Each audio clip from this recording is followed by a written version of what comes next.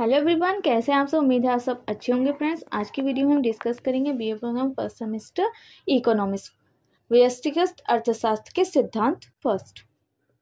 इसका first chapter मैं already upload कर चुकी हूँ, अर्थव्यवस्था की केंद्रीय समस्याएं। अगर आपने वो नहीं देखा तो उसकी वीडियो चैनल की प्लेलिस्ट में मिल जाएंगी। आज हम करेंगे चैप्टर 2, कीमत परिक्रिया, मांग तथा पूर्ति विश्लेषण। पार्ट 2, मांग को निर्धारित करने वाले तत्व। वस्तु की जो मांग होती है उसको वो फिक्स नहीं रहती, जैसे जैसे परिस्थितियां बदलती हैं वैसे वैसे वो चेंज होती रहती है। तो फर्स्टली हम क्या देखेंगे, व्यक्तिगत या पारिवारिक मांग। पहले क्या होती है, व्यक्तिगत यानी इंडिविजुअल और हाउस होल्ड डिमांड। किसी वस्तु की एक उपभोक्ता या पारिवारिक मांग निम्न तत्वों पर निर्भर करती है।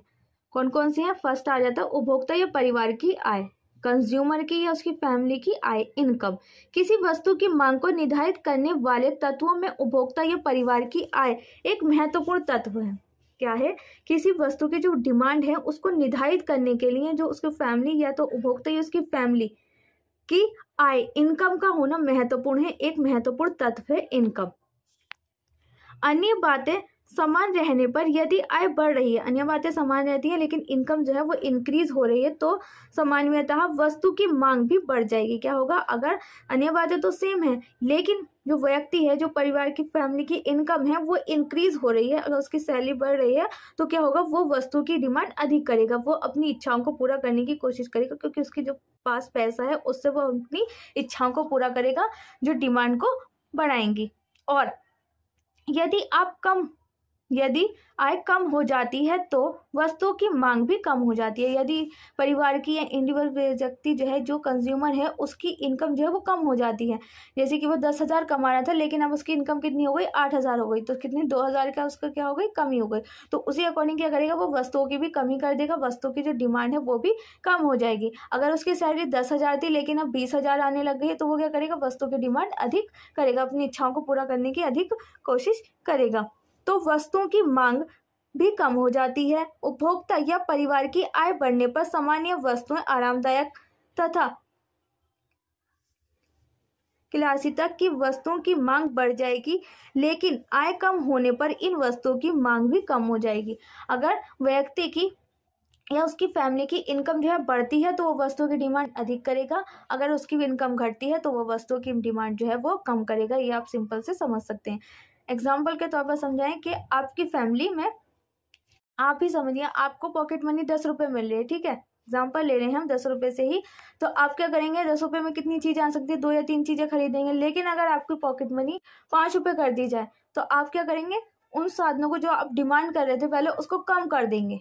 तो उसी अकॉर्डिंग क्या होता है, जैसे कि कंज्यूमर की इनकम बढ़ती है तो वो उसकी डिमांड भी बढ़ जाती है, जैसे जैसे उसकी इनकम कम होती है तो उसकी डिमांड भी कम हो जाती है। तो पहला कारक क्या हो गया? उपभोक्ता या परिवार की आय। सेकेंड आ जाते हैं वस्तु की कीमत।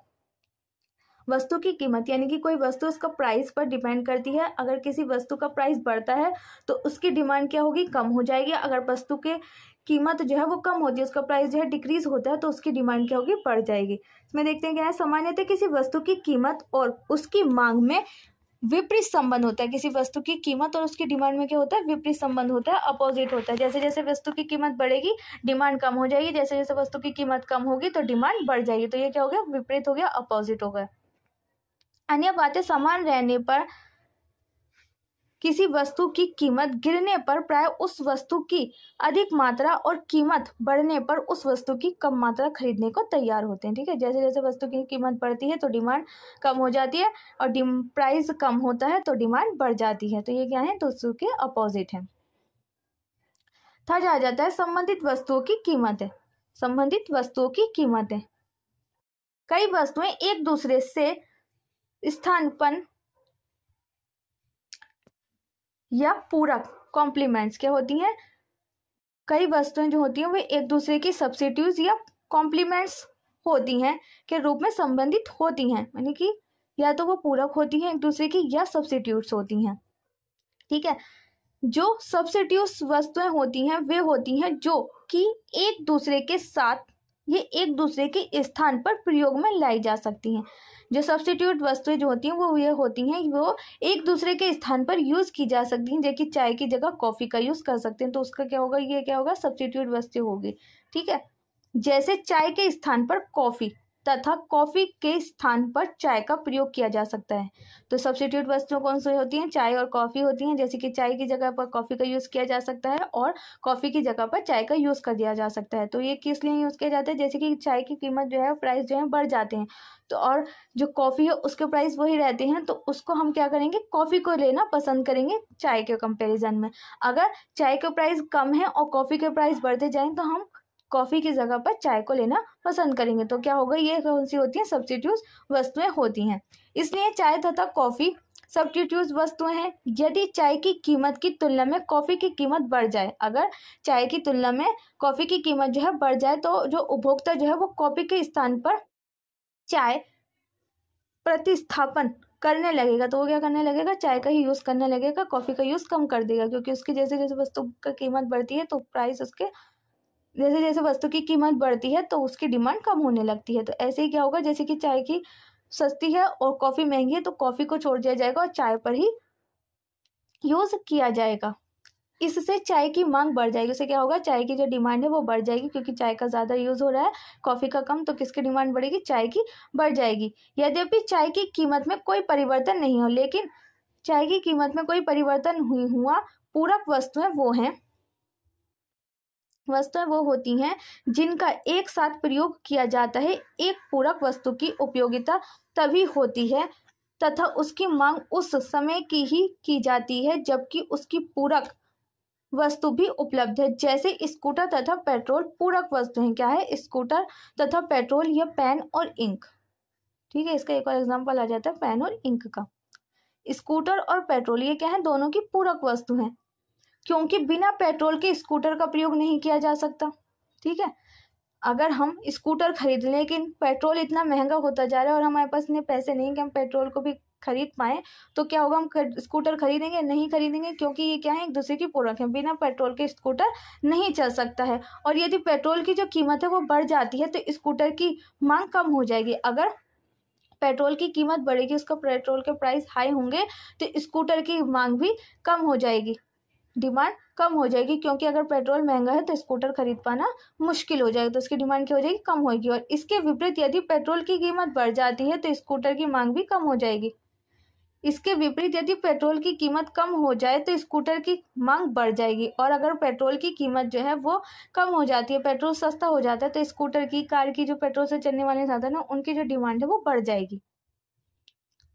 तो इसीलिए क्या है, ये पूरक वस्तु है, यानी कि एक का इस्तेमाल करने के लिए हमें दूसरे के कनेक्ट रहते हैं, क्योंकि स्कूटर और पेट्रोल दोनों एक साथ ही चलेंगे। पेट्रोल होगा जब भी स्कूटर चल पाएगा, पेट्रोल के बगैर स्कूटर नहीं चल पाएगा। अगर पेट्रोल की कीमत बढ़ेगी तो स्कूटर की मांग कम हो जाएगी, अगर पेट्रोल की कीमत घटेगी तो स्कूटर की मांग जो है वो बढ़ जाएगी।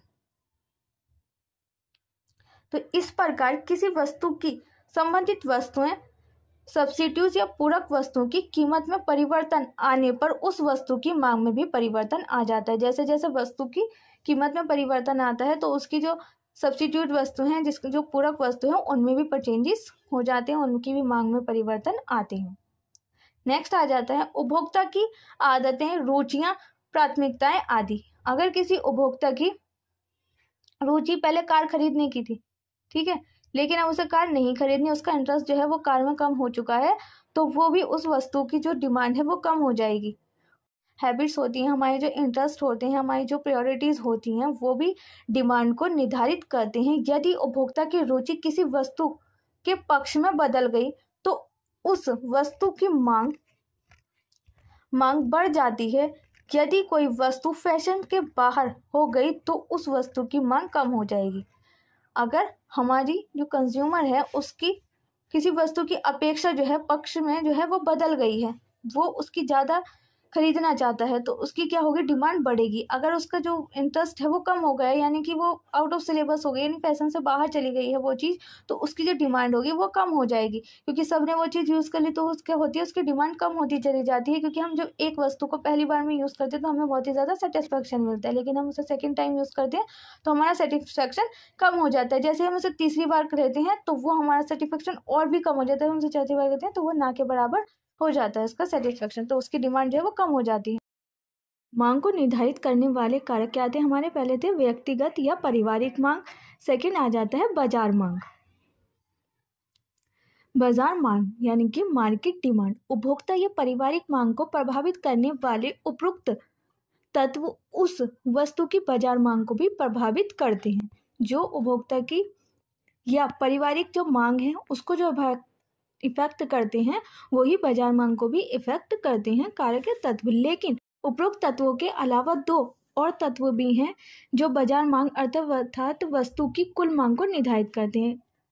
ऊपर के जो हमने 4 तत्व देखे वो तो हैं ही, लेकिन 2 और भी हैं जो कि बाजार मांग की जो वस्तु है उसकी कुल मांग को निर्धारित करते हैं। पहला आ जाता है इसमें हमारा जनसंख्या, आकार तथा ढांचा, और दूसरा आता है आय का वितरण। जनसंख्या का आकार तथा ढांचा, यदि देश में जनसंख्या का आकार अधिक है, यानी किसी देश की जनसंख्या जो है वो अधिक है तथा उस देश की जो जनसंख्या है वो बढ़ रही है, तो उस देश में आम प्रयोग में आने वाले विभिन्न प्रकार की वस्तुओं की मांग ज़्यादा होगी।